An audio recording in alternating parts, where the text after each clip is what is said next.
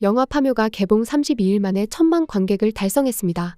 이는 국내 오컬트 영화 중 첫 1,000만 관객을 달성한 것으로 2월 22일 개봉과 동시에 박스오피스 정상을 하루도 내주지 않고 달성한 결과입니다. 1,000만 관객을 축하하기 위해 감독과 출연진이 모여 찍은 사진을 게시하며 그 흥행의 기쁨을 만끽하는 모습을 보였습니다. 파묘는 국내뿐만 아니라 해외에서도 높은 반응을 보이고 있는데요. 133국의 판권을 판 것뿐만 아니라 이미 개봉된 아시아권에서는 호평이 잇따르고 있습니다.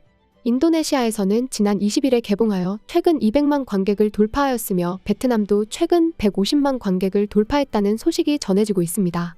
이는 모두 현지 한국 영화 중 흥행 1위를 달성하고 있는 모습입니다. 최근 21일에는 태국에서 개봉을 하였는데요.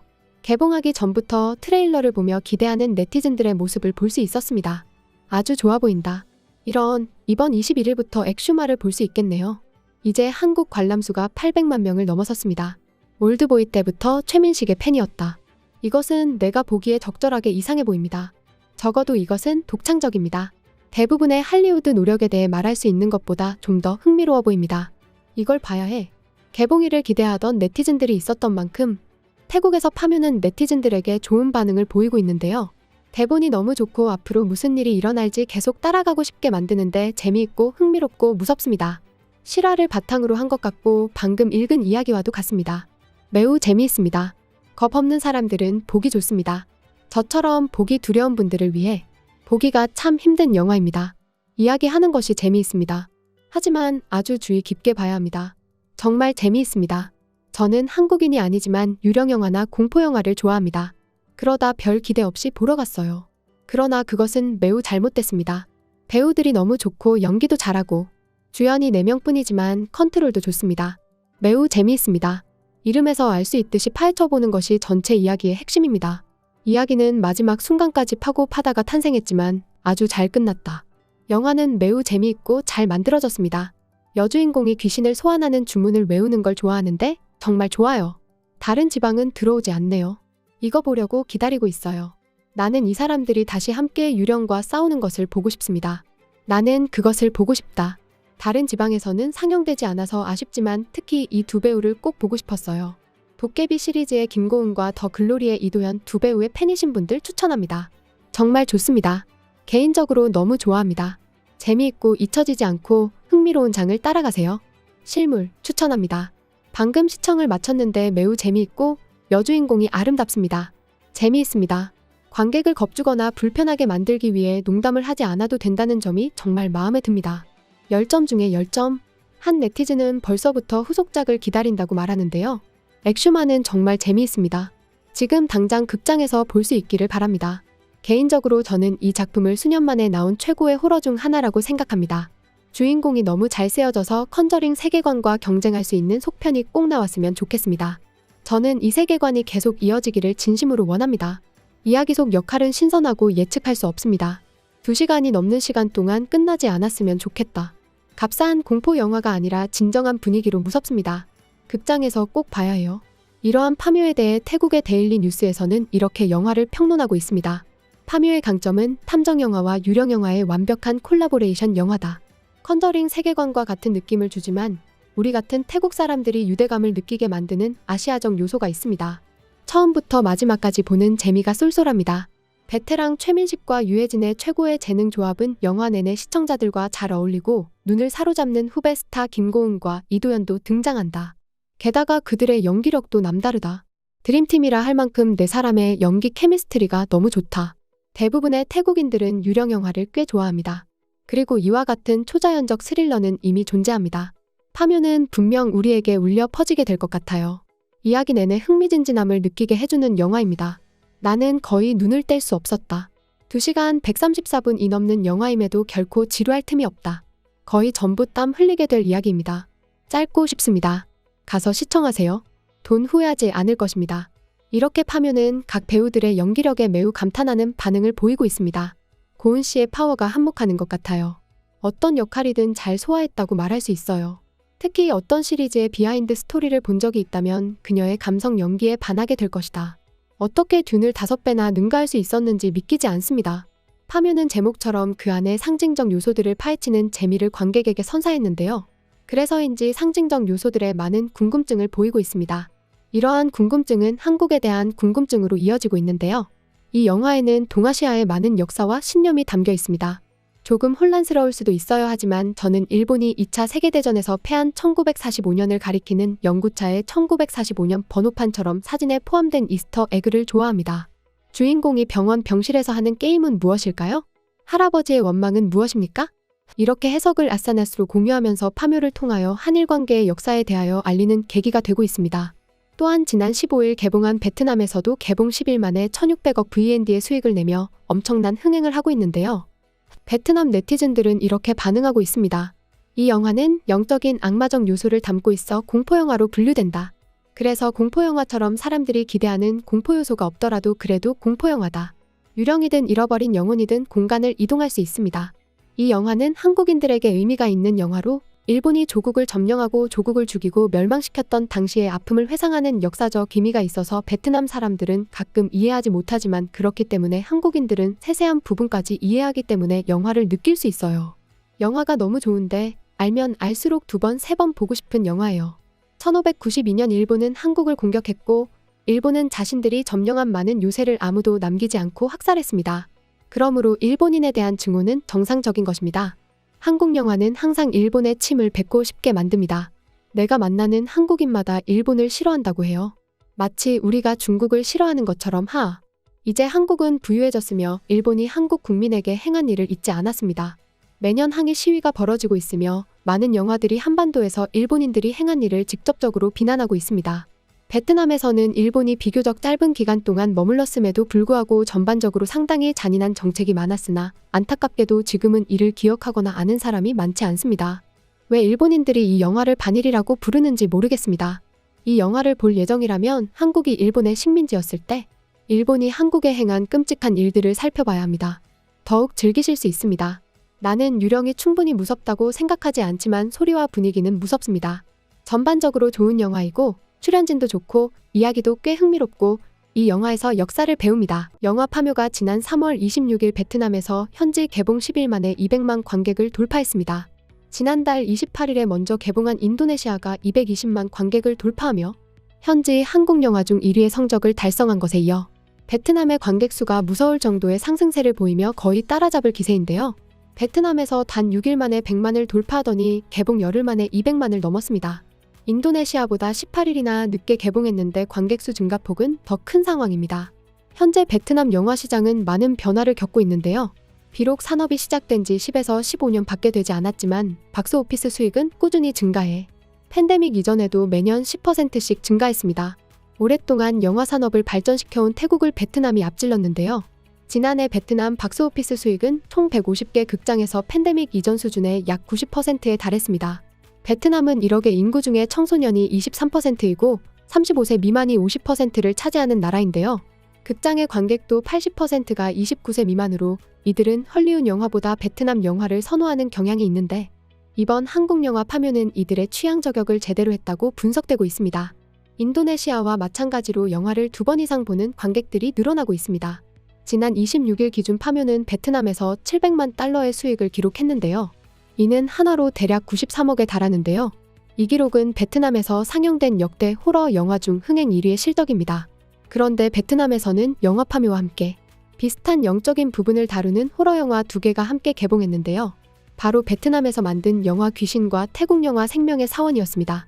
그동안 자국에서 만든 공포영화나 태국에서 만든 호러물을 즐겨보던 베트남 관객들이 한국에서 만든 웰메이드 오컬트 영화 파묘를 보고서 눈이 높아졌다고 했는데요. 그동안 아무런 말 없이 이 영화들을 즐기던 베트남 관객들은 혹평을 하면서 다시는 이런 영화를 안 보겠다고까지 말하고 있는데요.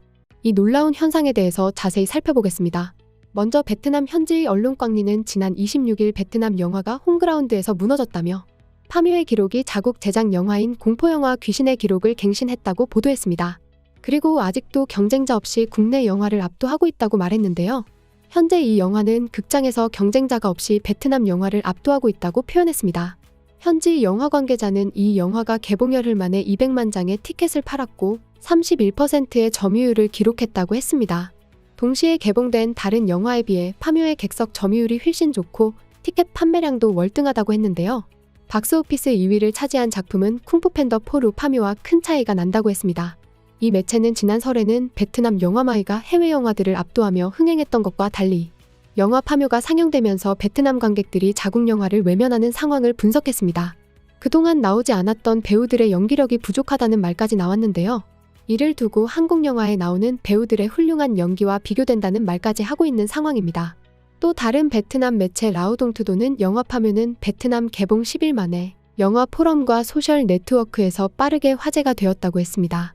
무한한 장착 정신을 지닌 장재영 감독은 신비로운 호러와 탐정 이야기의 전개를 하며 관객들을 숨죽이게 만들었다고 표현했습니다. 이 매체는 파묘는 상호 공존과 갈등의 5대 요소에 대한 아시아적 개념과 맥락을 구축하는 데 세심한 노력을 기울인 덕분에 점수를 얻었다.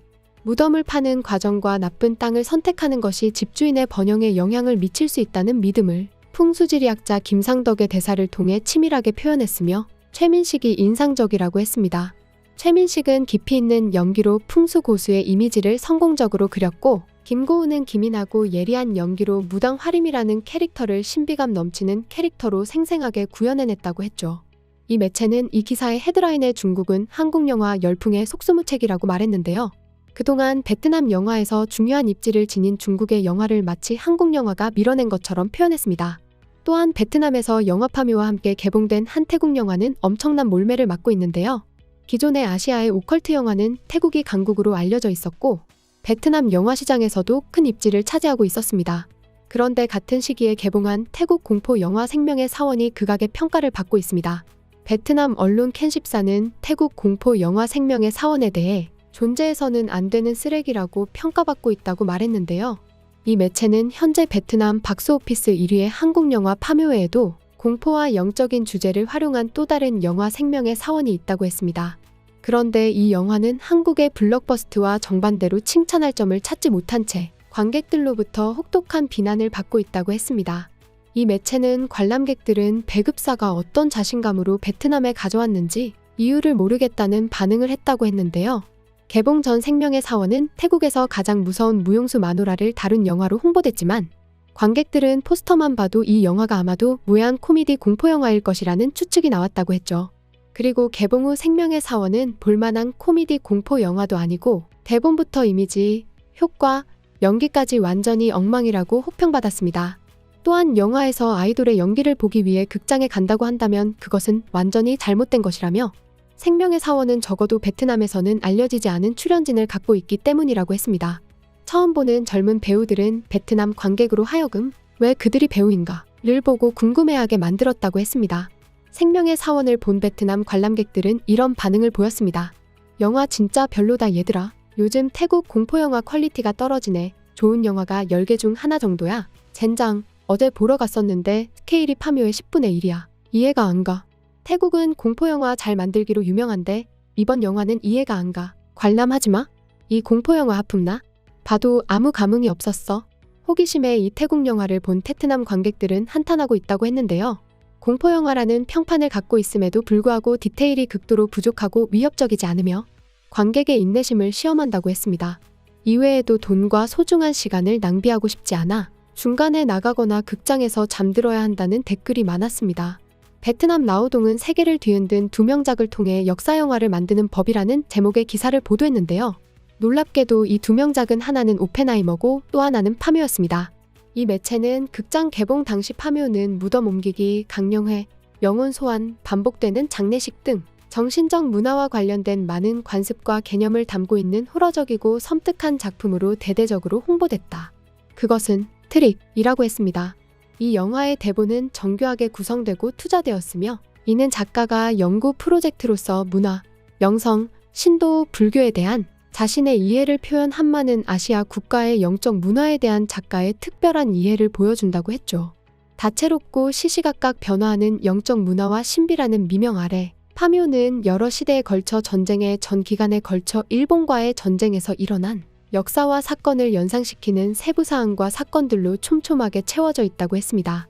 지금 이처럼 이 영화는 베트남에서 웰메이드 오컬트 영화로 역사영화라는 칭호까지 받고 있습니다. 지난 3월 21일 태국에서 개봉한 파묘가 뒤늦게 개봉해 연일 화제가 되고 있습니다. 인도네시아와 베트남에서 이미 역대급 흥행을 이루면서 놀라운 현상들이 나온 바 있는데요. 동남아시아에서 오컬트 영화의 최강국이라 하는 태국에서 영화 파묘에 대한 반응을 궁금해하는 이들이 많았는데 역시나 였습니다. 태국에서도 개봉주 박스오피스 1위에 오른 것은 물론 부산행 반도에 이어 역대 한국 영화 흥행 3위의 기록을 세우고 있습니다. 말 그대로 파묘 열풍이 불고 있다고 해도 과언이 아닌데요. 동남아에서 이렇게 선풍적인 인기를 끄는 이유는 파묘에서 표현되는 우리나라 민속신앙과 동남아 토속신앙과 통하는 코드가 있기 때문입니다. 동남아는 기후가 습하고 자연재해도 많은 지역이라 내 재산과 생명을 수호해줄 수 있는 토속신앙이 뿌리 깊게 자리 잡고 있는데요. 그래서 동남아시아인에게 무속신앙은 삶에서 배제할 수 없는 문화 중 하나이기에 파묘의 스토리가 어색하거나 이해하기 어려운 스토리가 아닌 것이죠. 파묘는 오락적 요소와 더불어 태국인들에게 역사를 파헤치게 만드는 힘이 커져가고 있습니다. 이미 가장 먼저 파묘의 흥행 열풍이 분 인도네시아에서 한일 역사에 대한 공부하는 붐이 일어났는데요. 태국에서도 파묘 속 원한이 가득한 귀신과 일본의 상관관계를 알기 위해 공부하고 있습니다. 지난 1일 태국의 한 네티즌은 트위터에서 방콕의 중심에 놓여있는 핀이 생각나네요. 75개 핀 모두 평범한 핀이 아닙니다. 라고 말했는데요. 영화 파묘에서 땅에 일본이 쇠말뚝을 받고 갔다는 정보를 안 태국인은 태국 방콕의 민주기념탑에 박혀져 있는 75개의 말뚝과 같은 핀을 의심한 것입니다. 이에 한 태국 네티즌은 1932년 정권교체 연도에 맞춰 75개의 실린더를 매장하였다. 라고 말해주었습니다. 일본의 식민 지배를 받았던 중국과 인도네시아에서도 일제가 남긴 말뚝을 찾아봐야 한다는 말이 나온 바 있는데요. 태국의 네티즌들도 영화를 보고서 국내에 이런 잔재가 없는지 살펴보자는 목소리가 나오고 또한 한국과 일본의 역사에 대해서도 큰 관심을 보이고 있습니다. 태국에서도 한국은 36년 동안 일제의 지배를 받았으며 그로 인해 한국인들은 강제 노동과 잔인한 괴롭힘을 당해야만 했고 한국 여성의 경우 일본군으로부터 강제 착취를 당해야만 했다는 내용을 공유하고 있는데요. 또한 일본은 제2차 세계대전에서 패하고 군대를 철수했고 한국은 미국과 소련으로 인해 남북으로 분단당하고 일본군의 지배 이후 이번엔 같은 민족끼리 서로를 죽여야만 하는 한국전쟁이 이어지게 된다고 했죠.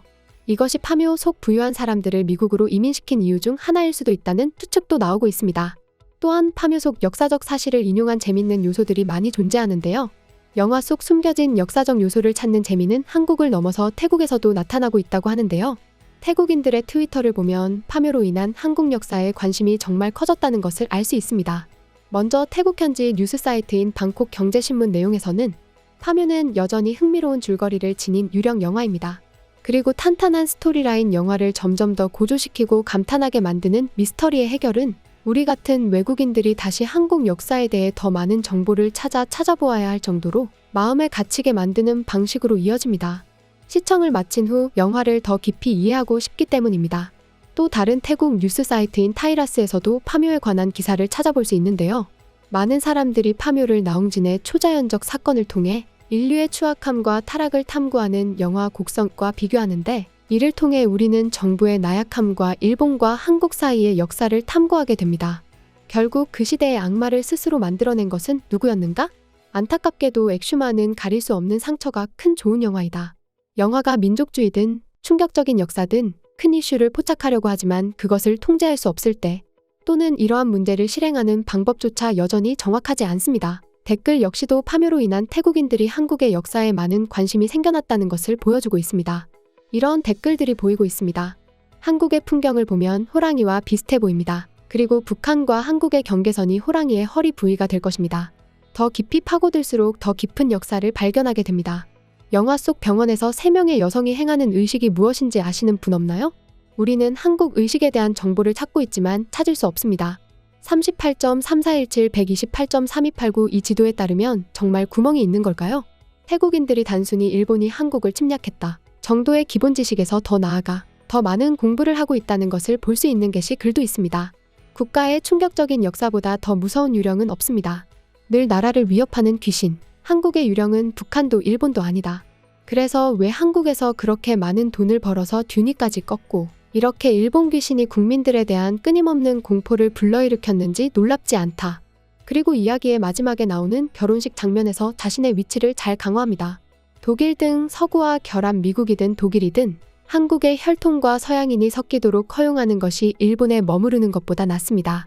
한국의 선택은 왜 미국인가? 물론 메가의 지원이 있었기에 대한민국이 지금의 모습을 갖추게 되었습니다. 박 씨 가족이 미국으로 이주한 것은 의심의 여지가 없었다. 우리는 한국에 뿌리를 두고 있다는 사실을 잊지 않습니다. 그리고 왜 독일이어야 합니까? 독일의 경제력은 세계 3위입니다. 이제 2022년 한국 지도자들이 독일 지도자들과 만나 무기를 구입합니다. 독일과의 우정을 표현하는데 결혼하는 것보다 더 좋은 방법이 있을까요? 나는 이야기의 마지막에 나오는 결혼식 장면의 한 지점을 좋아한다. 가족 사진도 찍고 무당들도 불러서 사진을 찍게 했는데 고은이가 말하더군요. 도연은 가족은 아니다 라고 대신 말했다. 우리는 가족은 아니지만 마치 가족 같아요. 그리고는 그 가족과 함께 사진을 찍으러 갔습니다. 일본은 영원히 우리 민족의 유령이 될 것이다. 새로운 세대의 아이들을 대표하는 이야기 속과 태어난 아이를 포함하여 부모부터 장남까지 박씨 가족의 모든 세대는 유령에 사로잡혀 있습니다. 극중 아이를 해하려고 손을 뻗는 현장의 일본 귀신은 이미 우리에게 말했다. 기사 내용에서 볼 수 있듯이 한국의 역사적 아픔과 후손들에게도 전해지는 잔해에 관하여 언급하고 있습니다. 많은 사람들이 소통하는 트위터 4게시글 중 한국의 역사에 대해서 소개하는 몇 개의 글을 소개해드리겠습니다. 이완용이 적극적으로 나라를 팔아넘긴 인물로서 이완용으로 인해 한국은 일본의 완전한 자치권을 잃었고 그는 반역으로 많은 부를 얻게 되었습니다. 한국 사람들이 이완용을 향한 뿌리 깊은 분노를 갖고 있는 것은 당연합니다. 배신자의 종말 1945년 한국이 광복된 후 물론 반역으로 벌어들인 재산 환수가 진행됐습니다. 압수된 재산 아이들과 손자들은 부끄러워하며 돌에 맞아 쫓겨났습니다. 눈에 띄지 않는 산속의 비밀리에 묻혀있는 무덤.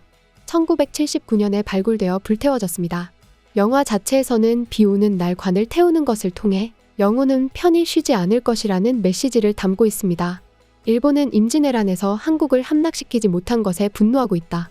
그래서 그들은 세키가하라 전투에서 가장 강한 전사들의 시체를 사용하여 철기둥을 건설했는데 그것은 호랑이의 등 지점에 한국 땅에 심어져 앞으로 수십 년 동안 진전을 가로막았습니다. 하지만 저는 파묘에서 땅을 파는 것이 단순히 흙을 파는 것이 아니라는 비유를 좋아합니다. 그것은 상처를 파헤치는 일입니다. 역사를 발굴하다 분노를 파헤치다, 일본이 묻으려던 뿌리를 파헤치다, 한국인의 아픈 과거를 파헤치다 구멍에서 파내십시오. 이곳이 조선민족의 자손들의 땅임을 선언하는 것입니다. 영화는 그런 말을 하고 싶은 것 같습니다. 파고들수록 한국의 아픈 흔적이 더 많이 발견됩니다.